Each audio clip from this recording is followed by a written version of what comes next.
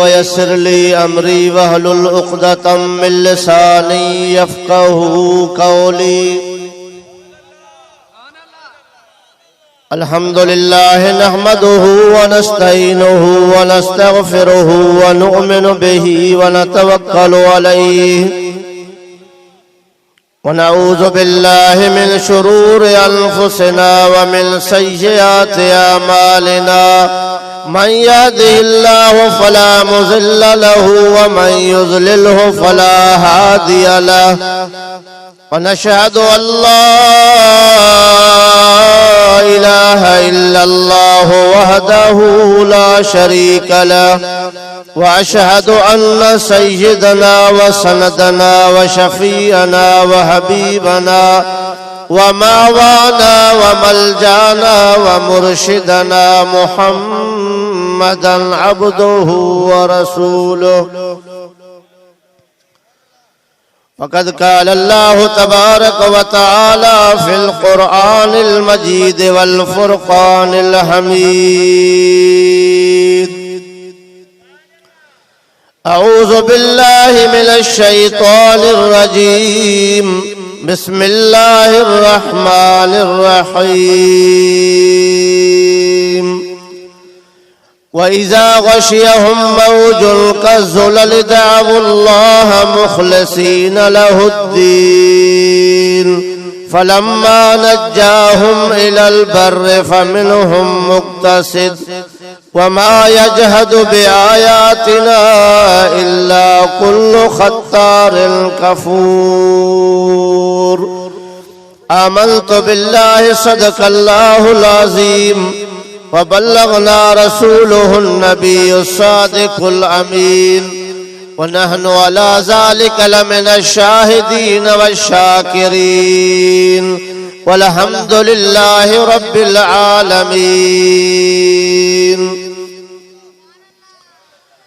क़ाल अल्लाहु तबारक व तआला फ़ी शान हबीबिही सल्लल्लाहु अलैहि वसल्लम। इन्नल्लाह व मलाइकतहु युसल्लूना अलन नबी या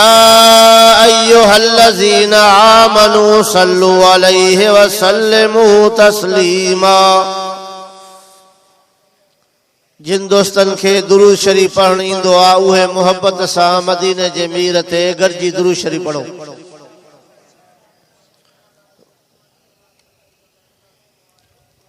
अल्लाहुम्मा सल्लि अला रूह मुहम्मदिन फिल अरवाह। अल्लाहुम्मा सल्लि अला जसद मुहम्मदिन फिल अजसाद।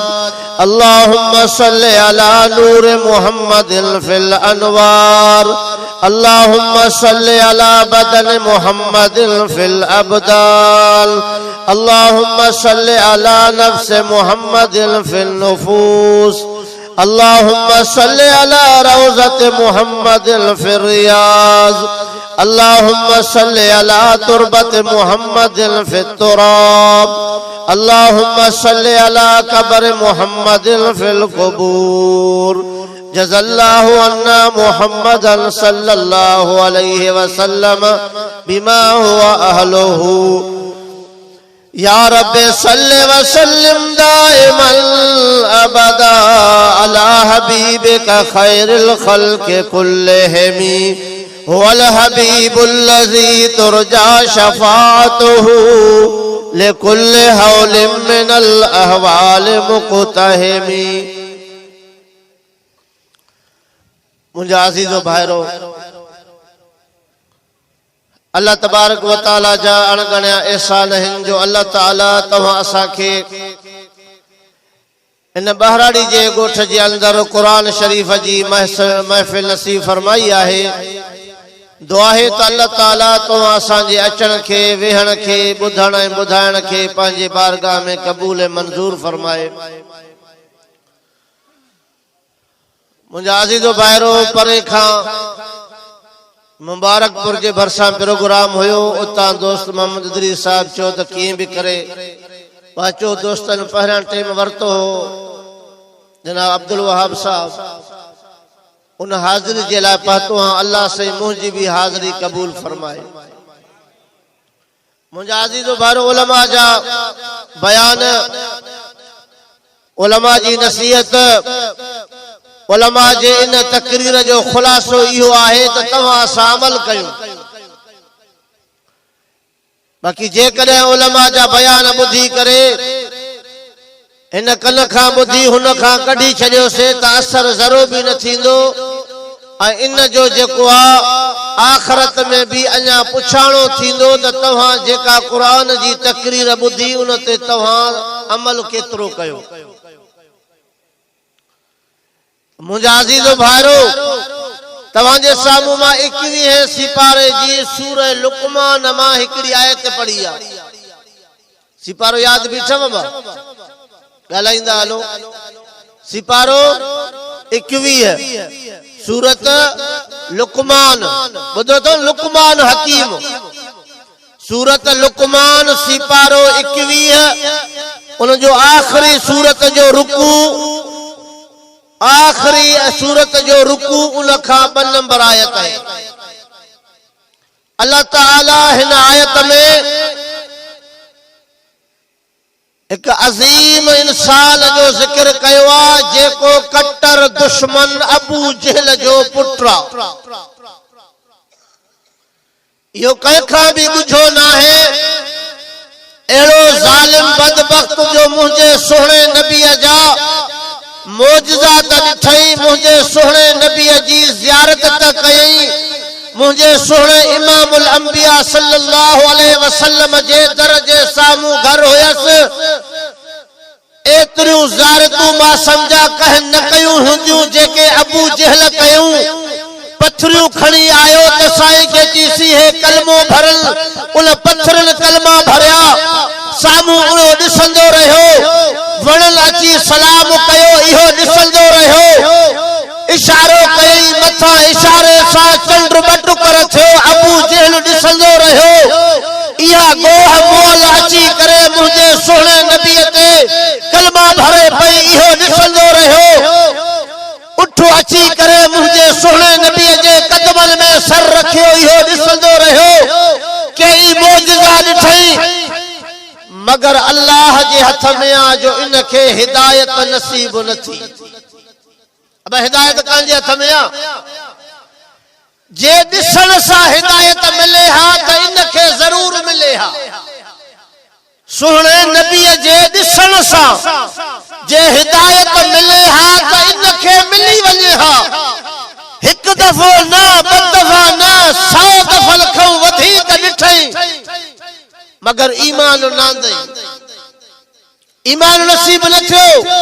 उन जो पुट आहे अकरमा। मक्के में ऐलान ॿुधई कि मक्के जे अंदर हिकिड़ो माण्हू थियो आहे, हिकिड़े इंसान ऐलान कयो आहे कि कहिड़ो ऐलान आहे कि हिकिड़े ख़ुदा जी पूजा कयो,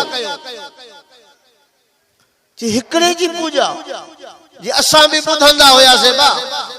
ये वहाबी हे कटड़ू रुगो चवंदा हिकिड़े ख़ुदा खे वञो बस, ॿिया कुझु न। हे नबी है, वली है, सहाबा है, अहल बैत है, सैयद है, पीर है, फकीर है, कलंदर है, भिटाई है, मखदूम है, सैदी मुसानी है, बुजुर्ग है, पीरान पीर चीन न कुछ न, हिकिड़ो ख़ुदा। असां परेशान थियासीं हिकिड़े ख़ुदा खे त मञूं पर हे बुजुर्ग काॾे वञनि। अब सम्झो था न, असांजो मुफ्ती साहब चवंदो आहे बा ख्याल कयो अहिड़ा तवजो इन्हनि जी गिग जंहिंखे लॻी त छुटंदो ई न। ऐं इन्हनि जूं ची वहाबिन जूं 3 निशानियूं आहिनि। कहिड़ियूं निशानियूं बा? कि पहिरीं निशानी अथसि त मथो कूड़ियल हूंदसि, सदाई ठोड़ो हूंदो। 2 नंबर ते जेको कांच या सुथण भेड़ीअ खां मथे हूंदसि। 3 नंबर ते ची क़ुरान घणो पढ़ंदा। असां बि जाते क़ुरान जो आवाज़ ॿुधंदा हुआसीं त भॼी वेंदा हुआसीं। अब सिधी ॻाल्हि थो कयांव पंहिंजी। हाणे जॾहिं मूं पाण हदीस जो किताब पढ़ियो, मिशकात शरीफ अॻियां खोलियमि, मां चयमि इहे निशानियूं त ॾिसां, इहे निशानियूं जेके बयान थियल आहिनि असांजो मुफ्ती साहब एक जाए ते न पूरे सिंध जे अंदर इहो बयान थो करे हाणे या ॾिसां त सही छा ॻाल्हि हा मां जॾहिं मुस्तफ़ा जे कौल खे खोलियो तो सुभान अल्लाह मदीने वारे मीर जे लफ्ज़न के खोलियम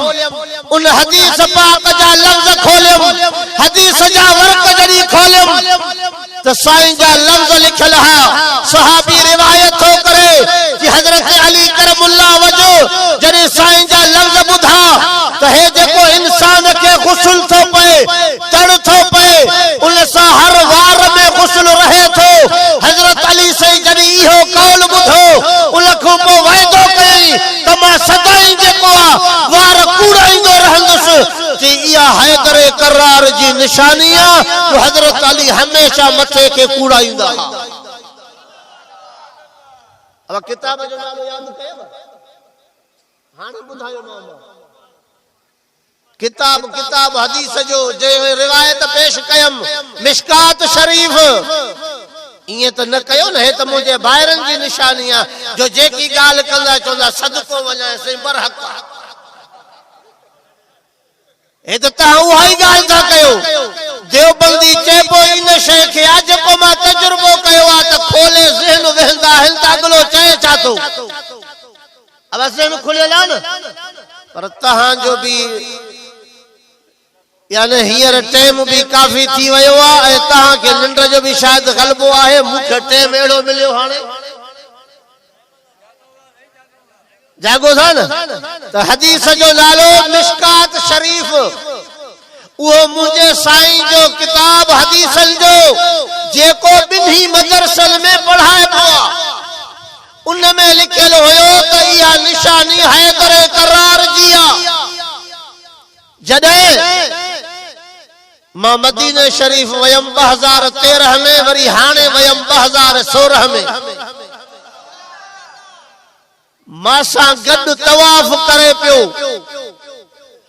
उन जो मथो जेको ढकियल हो तवाफ में मथो उघाड़ो कबो आ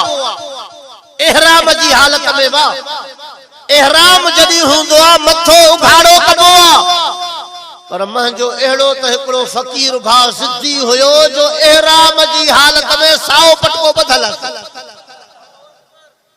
माचो गुजर गए तवाफ कंदे गडजू भी पया 7 चक्कर बा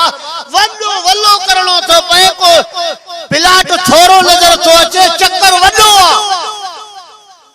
जदी चक्कर तो थे ही रण थो करे बालो लबैक ला शरीक लक लबैक ज़ोब जा रब महादुर आया है घर छड़े मुतड़ छड़े बच्चा छड़े हे तुझे दर ते आयो रब लबैक अल्लाहुम्मा लबैक रणियो थो करे मां हिन के चमो खुदा जा बाला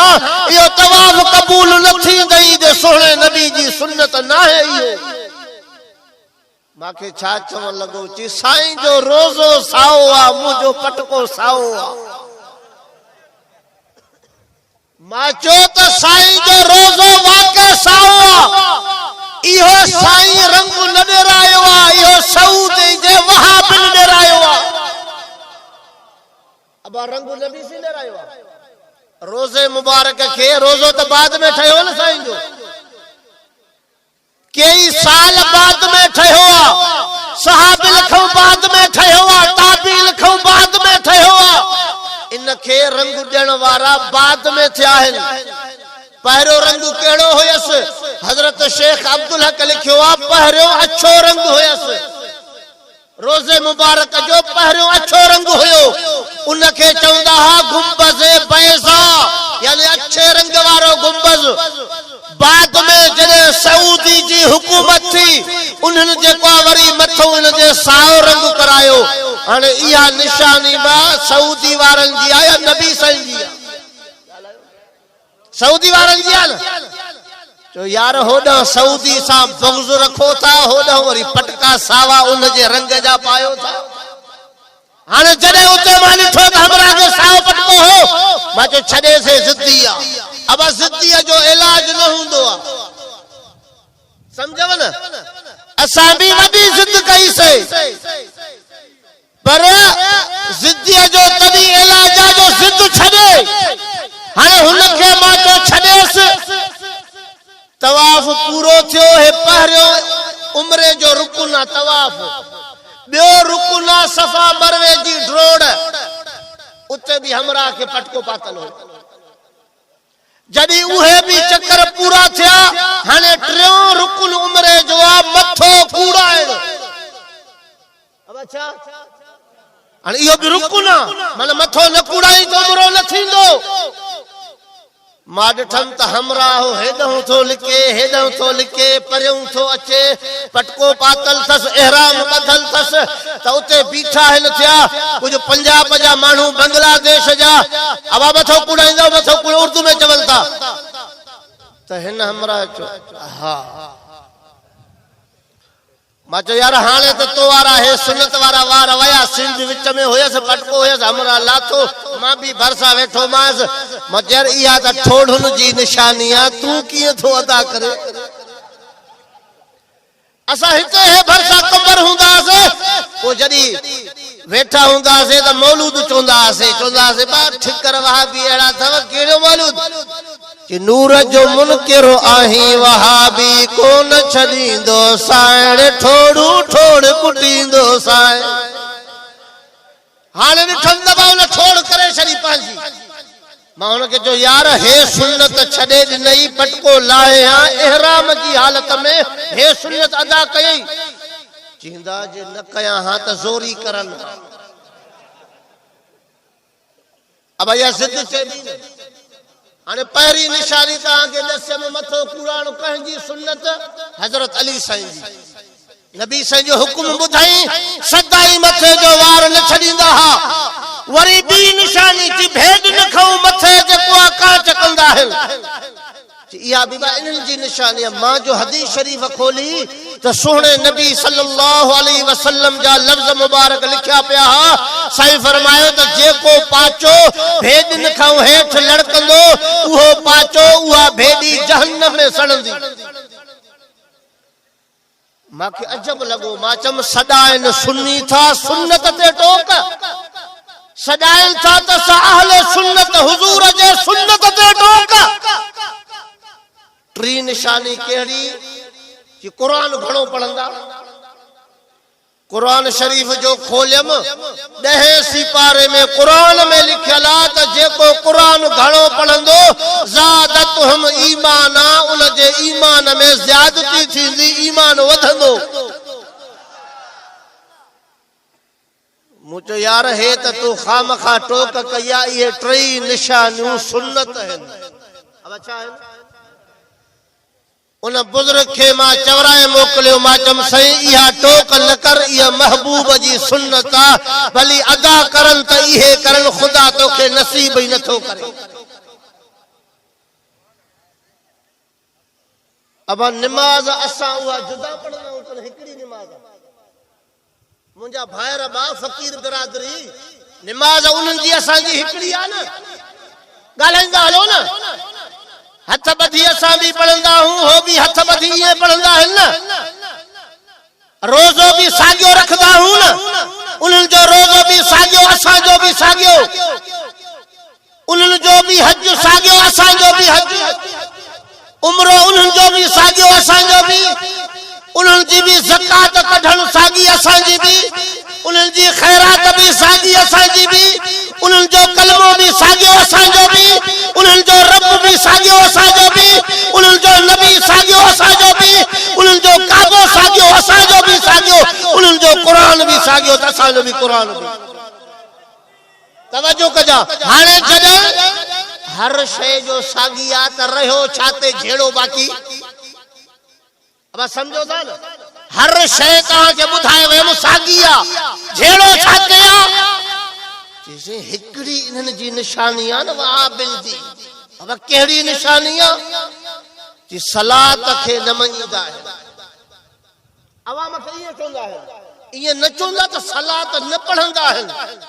न छा चवंदा अवाम खे कि सलात खे न मञींदा आहिनि मां जो हिकिड़े दफ़े जलसो वञी ॿुधो त सलात पढ़नि बि पिया त पढ़ाइनि बि पिया अब हे जलसो मौली साहब जेके बि आया सलात पढ़ियो न तव्हांखे बि चयूं पढ़ो न तो हाँ भी अल्हम्दुलिल्लाह पढ़ी न सलात कह दिया सोहने नबी ते आ पढ़ियो भी पढ़ायो भी माना गाल में हो गलत है बाबा हे तो पढ़न भी था पढ़ाइन था जी सही उहा सलात बिया बाबा केड़ी सलात जी आजान खा अग में जेका सलात है अस्सलातु वस्सलामु अलैका या रसूल अल्लाह इहा लथा पढ़न या पढ़न तो सागी बिरादरी न अने हिकड़ी आबा फकीर साहब जो चवण बियो आ कुरान जो चवण असा तो उन जे चवण ते हलिया से 20 साल पूरा उन वट मा पढ़ियम ए दस्तार बंदी उते कयम बुखारी शरीफ ते दौरो उते पढ़ियम कलंदर शहबाज जे नगरी में जदी मुफ्ती साहब असा जे मदरसे में आयो त मा चम आज असा जे मुनाज़िर आयो आ जेको जाथो काथो चोंदो आ त होते जुती छडे व्या होते पटको छडे व्या चोंदो आ मां चो अज मां तो पर्ची लिखांस त साईं हक बुधायो त आजान खां अग में सलात काथे लिखियल आ अब यो सवाल सही आ न एकड़ो जो मानू पढ़ेलो न जे तो न पुछना न मुंझना वो तो जरूर ख्याल में को पूछे न मां ने पर्ची मोकली काथे सेवण जे मदरसे में तालिब एकड़ो नंढड़ो पर्ची खणी वयो जिए जो दिन नहीं अरे की कटड़ू हिते भी आया है पर्ची सलात के बारे में तो इहा लिखल काथे आ वजाहत कयो बियो कुछ भी न हो लिखल छो तो लिखी मुंह पाण हुई हाने उन जो जवाब छा थो दे अरे की विहारो सुन के मां कला को तकरीर करे पो एहड़ो जवाब दींदो मास याद कंदा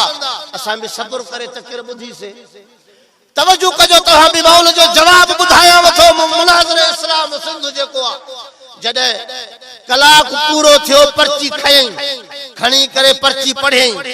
कि बा हिन में लिखियल आ त आजान खां अग में सलात काथे लिखियल आ उन जो जवाब दियो याने तवज्जो कयो त मां तव्हां के जवाब बुधाया थो जो कटुड़न जा कन ही ठरी वेंदा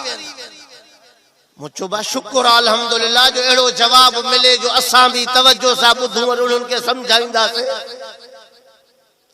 न अगते वयो न पोइते वयो अल्लाह जो कुरान ही खुलल मुझे सामू आए बई हथ रखे मां बुधाया वथो उन पर्ची जो जवाब केड़ो नहीं कि फूसड़ी वेठी ही बुंड ते पो बुंड के ची काबू थी जा मां उडामा थी पो बुंड जैसे तो जहड़ियों हजारे फूसड़ियों उडामी वयूं माते केड़ो फर्क पोंदो कि कटड़ू लगई त खोड़ दी अब इहो इन सलात शरीफ जो जवाब है मां हैरान थी उस माचम है मुफ्ती साहब मुनाज़िर इस्लाम ए चोंदान फातिह नजदियत वहाबिन के भजाइंदो है त जवाब ही न नहीं माजवा जे तहां वाला ट्रपड़ ये हन त पो असा जो खुदा हाफिज तव छो मुजो मा तहां ते कलमो न भरियो आ मा कलमो अल्लाह जे रसूल ते भरियो आ अब कलमो देवबंदी ते आ कलमो बरेलवी ते आ कलमो अल्लाह ते आ ला इलाहा इल्लल्लाह अल्लाह ते मुहम्मदुर रसूलुल्लाह सल्लल्लाहु अलैहि वसल्लम सोने नबी ते आ अने हुक्म इन्हन जो मजनो आ एकड़ो जो मानू अचे पूछे माखो या कहां खो कहे भी पढ़ेल मौलवी साहब खो तो सही नमाज जेकी पढ़ो था या काथे लिखला अब जवाब देणो या चिड़नो देणो न अब कुरान में हुक्म हदीस में आ इहो हुनन वट या गाल न थव उनन वट जे सवाल खणी वे न पहिरा दिसदा त को सवाल वहाबिन वारो त न है अब काथो जो केरो काथे वेठो कह मोकलियो थई ये सब पुछी पो जवाब दिंदई सो भी एड़ो जो वो सवाल यानी मजहबी सवाल न हो जे वो मसलो हो जे पर जे करे को नूर बशर जो हाजिर नाजिर जो इल्म गैब जो सलात जो कब्र ते बांग जो जनाजे खो पो दुआ जो ए इहे जे करे थियान बस धुको ही हिकड़ो हण दे हल कटड़ू मां चम हाणे असां काॾे वञूं हेॾे जवाब नथो मिले जे वञूं था त की फूसड़ियूं पंड ते वेठियूं आहिनि हाणे इहो बि जवाब त कोन्हे न मां वयमि सिधो दादू हाणे पढ़ी बस थियमि दस्तार बंदी उते कयमि दस्तार मुफ्ती साहब पाण बधराई ए भी अजीब मसलो अथव उन चवंदा आहिनि त साईं खे ख़बर पवंदी आहे हर शइ जी मां चम एतिरी बि ख़बर न पई त हे जंहिंजो पटको ॿधां थो इहो सुभाणे होॾे वेंदो अब सिधी ॻाल्हि आहे न हे जंहिंजो पटको कलंदर जे शहर में ॿधे थो इहा बि ख़बर नथसि त हे सुभाणे काॾे वेंदो हाणे मां शाहपुर चाकर वयमि हमरा ईअं थी पियो छितो सफ़ा पुलिस के एसपी के अची बंद करायो इन जो जलसो जैकाबाद वारे जो इहो तकिर न करे कारी कामरान हुयो कि ॿिया सभु करनि इहो न करे मूंखे ख़बर त पटको जो मां ॿधरायो तमास अल्हम्दुलिल्लाह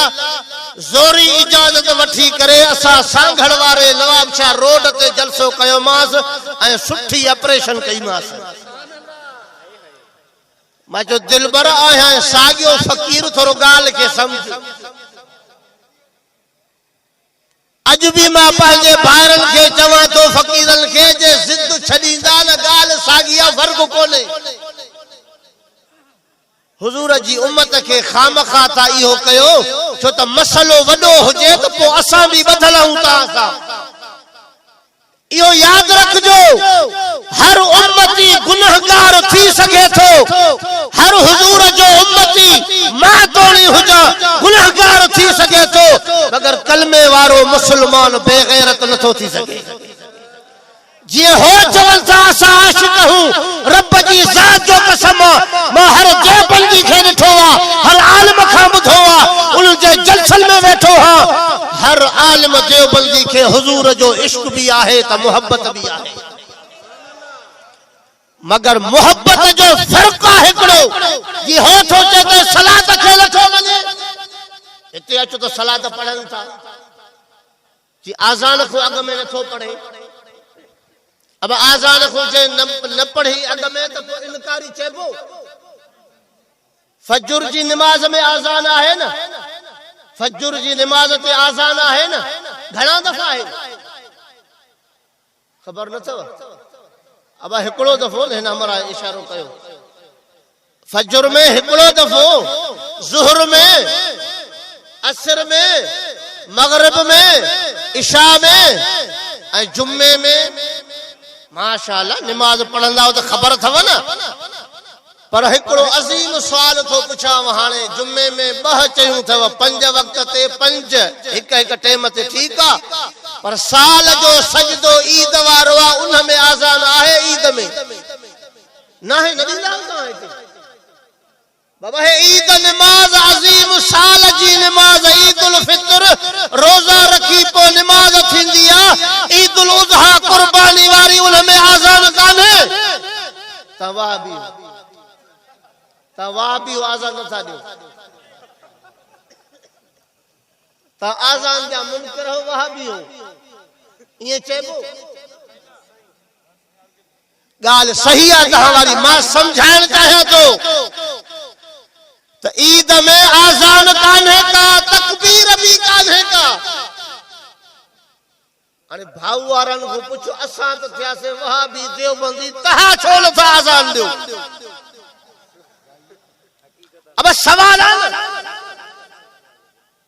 कब्र ते भी बांग ॾियो था आहे न है चौथा सादींदा से शैतान भजदो आ सुन्नत हुजे न हुजे सहाबा जो तरीको हुजे न हुजे कि असां कंदा से जो शैतान भजदो आ बाबा तुझी मर्जी भला हाणे कब्र ते ॾे थो ॿार जे कन में आज़ान ॾे थो 5 वक्त आज़ान ॾे थो जुम्मे ते भी ॾे थो बबागू ईद ते कम से कम 3 त ॾे न अब साल जो सजदो ॾिसो गुनाहगार नमाज़ी न हूंदो न जुम्मे वारो उहो भी चवंदो अदा साल जो सजदो आ कपड़ा पाक पाए गुस्ल करे नमाज़ पढ़ंदो हाणे तव्हां ॿुधायो इन आज़ान न ॾियण सां आज़ान न ॾियण सां आज़ान जो मुनकिर न चइबो। समझव न? जवाब कहिड़ो आहे? हुननि खां पुछबो छो नथा ॾियो? अॼु बि जवाब ॿिन्ही धुरनि जो साॻियो आहे। कहिड़ो जवाब आहे? कि नबी साईं खां वठी करे अॼु ताईं ईद में आज़ान कान्हे। अब समझव न? जवाब समझव? उन्हनि जो भी असांजो भी फकीरन जो भी देवबंदन जो भी जवाब हिकिड़ो आहे। कहिड़ो? कि नबी साईं खां वठी अॼु ताईं ईदगाह में ईद नमाज में आज़ान कान्हे, माना सुन्नत नाहे। असां भी चऊं था नबी साईं खां वठी अॼु ताईं आज़ान में सलात नाहे, छो त सुन्नत नाहे। ॻाल्हि समझव? सलात सॼो ॾींहुं पढ़ंदा हूं, सलात ईमान आहे, सलात शिफा आहे, सलात रहमत आहे, पर जो आज़ान में नाहे, जो सुन्नत नाहे। उते जॾहिं मां ट्रिप साइनन पाता आहिनि, टेम तव्हांजो हाणे न वड़बो, बस आख़िरी कलमा अथव मुंहिंजा। जॾहिं ट्रिप हरी जो वेठा हुआसीं, यार 100-150 वेठा मासा गॾु रोज़े मुबारक जे साम्हूं, हे जे मुश्क बेदान ईअं साम्हूं रोज़ो मुबारक हुयो। मां भी हो भी हमरा वेठा, गाढ़ा फिका नीरा पटका हुजन उन्हनि जा, मां भी अछो बधी विच में वेठो, मां जो ॿाहिरि हूं यार, मुसलमान हूं, कलमे वारो बा भाव आहे। असां चवंदा हूं नफ़रत न कयो, साड़ो हसद न कयो, मोहब्बत वधायो, जो असांजो नबी भी मोहब्बत वारो आहे। सोहणो नबी त एॾो मोहब्बत वारो हो, जो जेका औरत गंद उछलाईंदी हुई उन सां भी मोहब्बत कयो। मां भी वेठो, मां मौलूद पढ़नि पिया, शेर उर्दू में शेर एड़ो पढ़न पिया जेको पाकिस्तान में पढ़ंदा हुया। ऐ सबा मुस्तफा से कह देना, गम के मारे सलाम कहते हैं। मुझे हिते वेठा हो, हाणे छो त हवा खे चओ। अब सबा माना हवा, वेठा मदीने में हिन, उते रोज़े जे साम्हूं हवा खे चन पिया त गम जा मारियल सलाम चवनि था, मजो इहो सलाम न पढ़ो। वरी ॿियो शुरू थी विया, मां भी गॾु पढ़ां थो, मूंखे त यादि आहे न इहे बैत। ऐ सबसे गुंबद वाले मंजूर दुआ करना, जब वक्त नजर आए दीदार अता करना। अञा शेर पूरा थिया त बोलो अल्लाह अकबर जी सदा बुलंद थी। काथे बुलंद थी? मदीने में मुस्तफा जे रोज़े जे नीलनुमा सदा बुलंद थी। अल्लाह अकबर। मुस्तफा जी मस्जिद जो साईं फरमायो, हिक नमाज चाहे मुंहिंजी मस्जिद में पढ़ी 50,000 नमाज जो सवाब मिलंदो। मां ॾिठम त मस्जिद जो पासो हेॾे हुयो, मुंहिंजा यार हेॾे भॼन शुरू थी विया। अब भाई अखियुनि ॾिठो वाक़ियो अथव मुंहिंजो,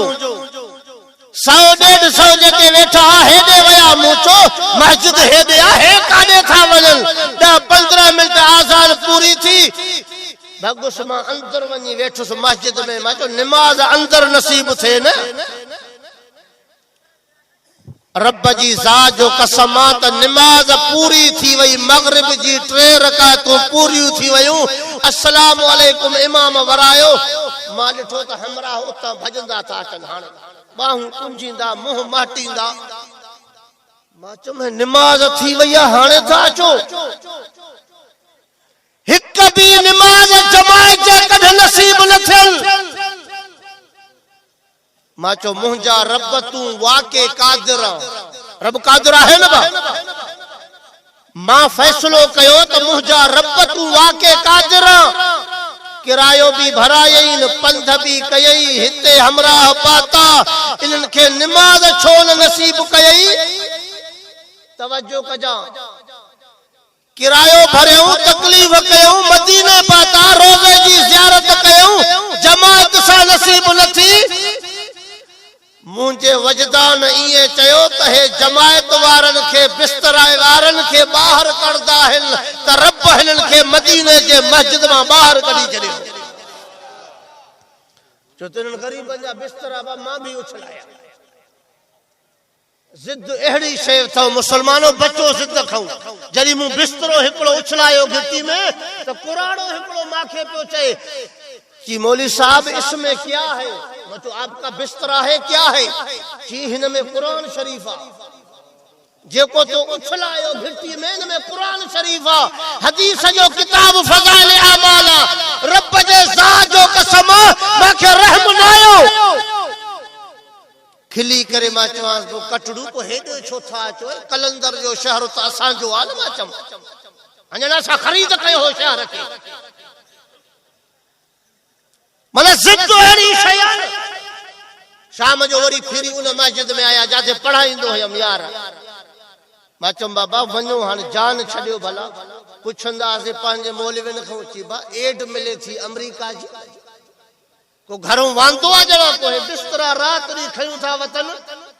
एड मिले थी जरी जो असा जे गोठ में आया मां हिकड़े के वेहारे करे पठान के पुछो मजो असा जा सिंधी हिकड़ो बेकड़ मना 100 में 10 मानू तहां जा एतरा मानू जो है बिस्तरा खणी निकरो था